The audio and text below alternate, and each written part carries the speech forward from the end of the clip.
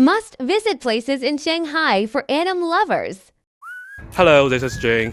Today I have beautiful Nian Lili and Ajao with me. We will show you the most chilling places in Shanghai for otakus. If you're a cosplayer, gamer, or ACG lover like us, this video is for you.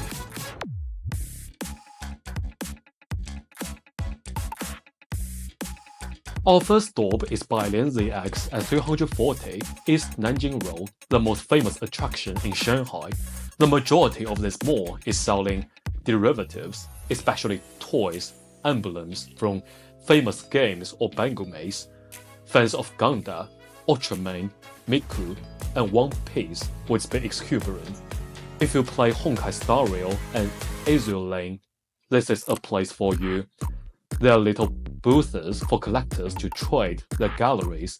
One shop even sells dolls, so you can find almost everything satisfactory, like in a miniature of Akihabara.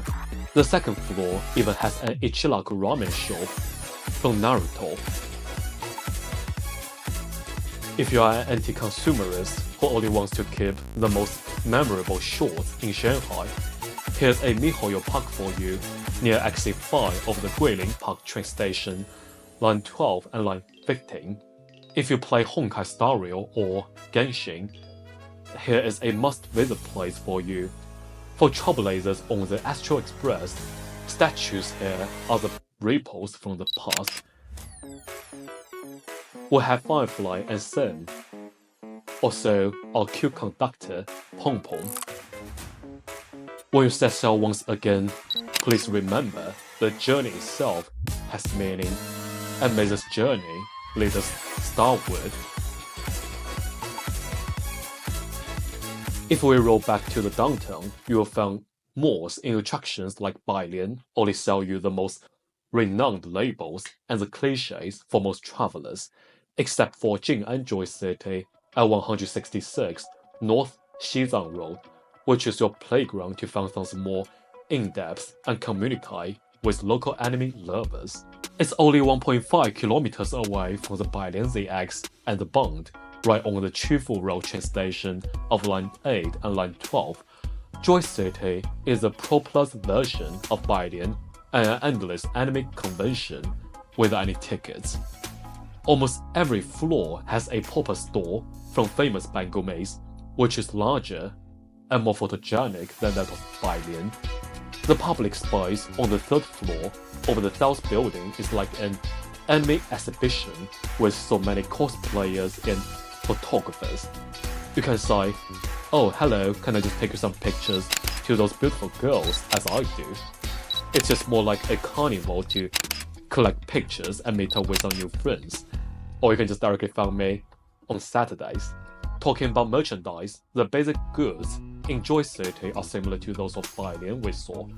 However, it has specialized shops of Lolita dress, eater bag, light novel, also fast fashion brands, and even maid cafes. Besides, the Ferris wheel on the top floor of the North building is not only an Instagrammable attraction, but also a line of restaurants which are opening 24/7. Anytime you come, delectable foods are always here. So Joy City has a one-stop experience for anime enthusiasts and useful energy for everyone.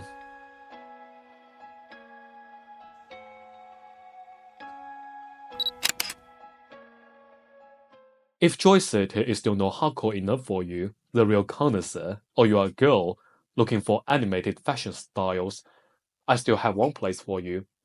The D Mall, an underground mall beneath the Shanghai Museum.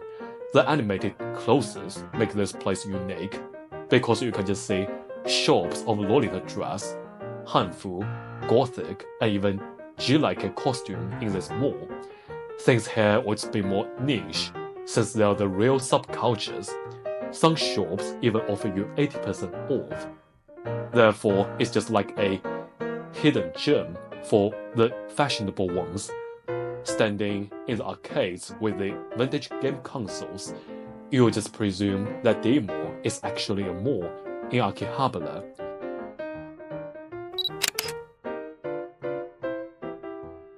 There are many underground idol groups which take the central stage of the mall on weekends, and shows like these are free of admission as well. Lastly, I want to say some redundant words.